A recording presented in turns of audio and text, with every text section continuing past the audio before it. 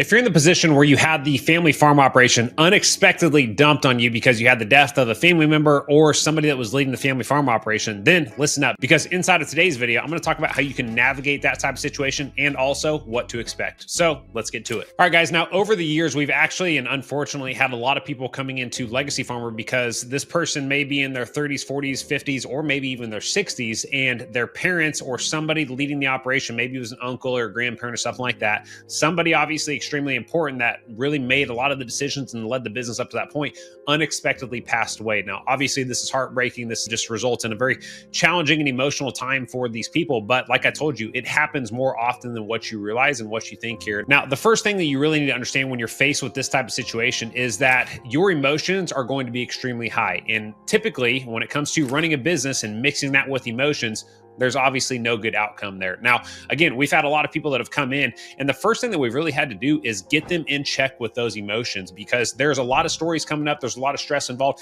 especially if you've never been involved in any of the day-to-day conversations or the financial conversations or anything like that. When the entire operation is dumped on you, man, it feels like the weight of the world is on your shoulders. And not only is this going to be challenging from just a business management standpoint, because all of a sudden now you are going to be thrown into the fire and having to learn these skill sets that you haven't developed up to this point. You know, the challenge is for a lot of these people, they've spent their entire life working in the operation, and now they're thrown into the seat where they have to work on the operation and really just bear the weight, the stress, and the responsibility of leading the entire operation. Now, if the operation has employees and team members, man, it's even more heavy when it comes to carrying that operation, understanding that the decisions that you are making today are going to have either a positive or negative impact in other people's lives. That's a lot to carry, right? That's a heavy burden to try to manage and carry, especially if you've just spent your entire life working in the operation. Now, like I said, when these customers come into Legacy Farmer, the first thing that we're really having to do is help them get their emotions in check and like literally just settle down. Because in this type of situation, it's super easy for somebody to become very frantic with their decisions and try to start making all these big, massive decisions all at once, because again,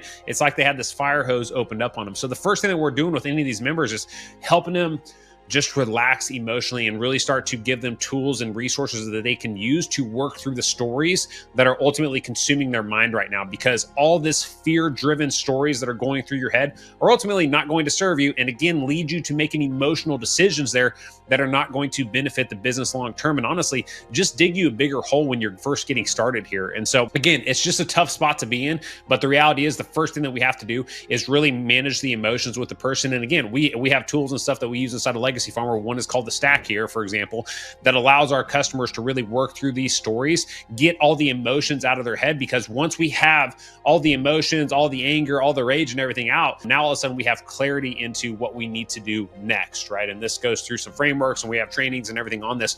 But man, this is proven to just be extremely beneficial for those customers that are in that type of situation, because when a family member passes away, emotions are high, you're feeling the weight of the world on your shoulders, especially if you're in the position where now you have to step in and take over the operation. So the first thing I would tell you if you're in this type of situation is you need to be patient with everything happening going forward, right? Nothing has to happen right now.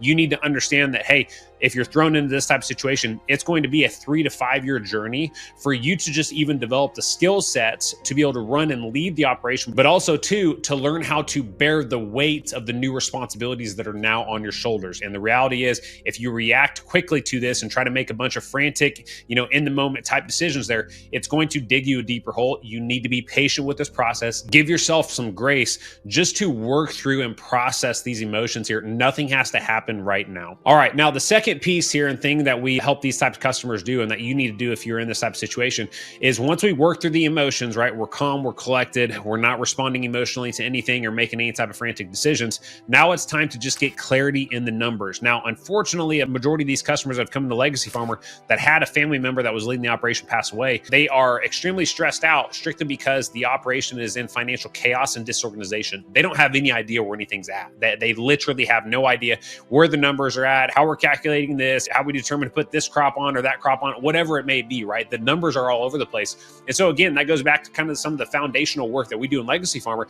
which is helping people get structured and organized with their finances so that for the first time, we have clarity in what the numbers are showing us. Now, the thing is though, once we take this person through this process that we built with over 300 plus customers over the past 5 years, you see their stress levels drop dramatically because for the first time now, they feel like they actually have a hold of this freaking animal that they're trying to deal with, which is the family farm operation.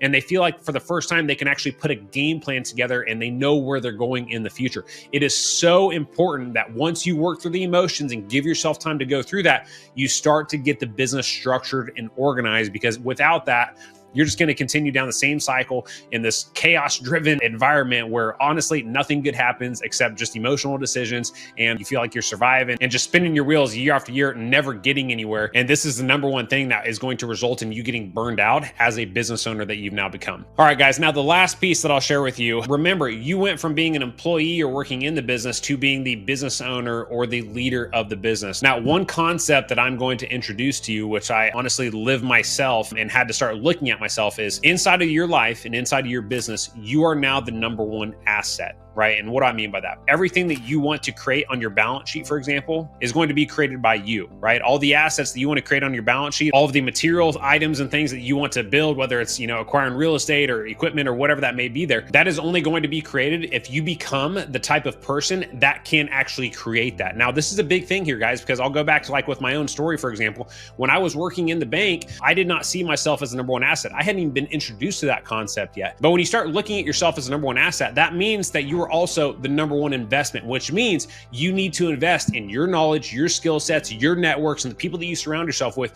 Because once you do that, you are going to acquire all the things and the characteristics that you need to become that person that can lead the operation. Okay. And this is a huge shift for a lot of people, because when we think of assets, we automatically go to our balance sheet. And it's like we forget about the person that's creating all of those assets as well, which is you and me, right? So at the end of the day, you need to be willing to invest in yourself, invest in your knowledge, your skill sets, your networks, like I just talked about there, in order to get you to where you want to go that much faster. The thing is, like we're taught in traditional education that, hey, once you graduate from college, the learning is done. I don't know about you, but when I stepped into actual real world life, it became very apparent that that was not true and that the real learning actually just started. And so at the end of the day, if you want to achieve bigger and bigger results and really take the operation where you know it can go and make those family members proud, you need to start looking at yourself as the number one asset. Because at the end of the day, the truth is, it's only going to be you or me that's going to lead our businesses where we want to go. And we have to continuously level up ourselves to become the person that can lead an operation to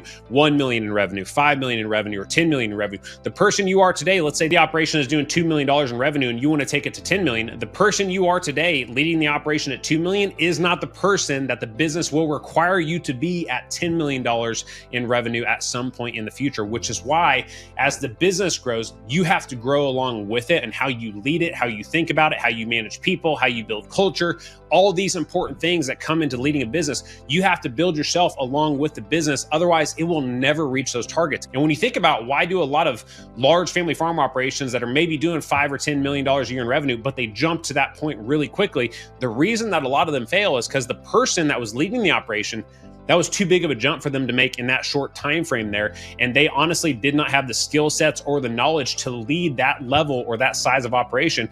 And they honestly too didn't have the foundation built in their business. If their finances were chaos or their operational management was just chaos, if nothing was structured and organized, yeah, they're going to fail long term. So at the end of the day, the only person or asset that is going to build the operation that you ultimately desire and that you want to build for your family is going to be you or me, which is why we are the number one asset, and why when we're making investments, we cannot shy away or look at an investment in ourselves as a negative thing or something that we're just wasting money on. You are going to be the only one that gets the operation where you want it to go long term. So my friends, if you are in a position like this where you unfortunately had the weight of the world and the family farm operation dumped on your shoulders, and you're looking for what you should do next and just ultimately want some clarity to finally have things structured and organized where you can actually put together a game plan going forward, this is exactly what we do in Legacy Farmer. So if you're interested in having a discussion with our team and everything like that, I invite you to click the link below, schedule a free call with our team, and we'll talk to you on the call.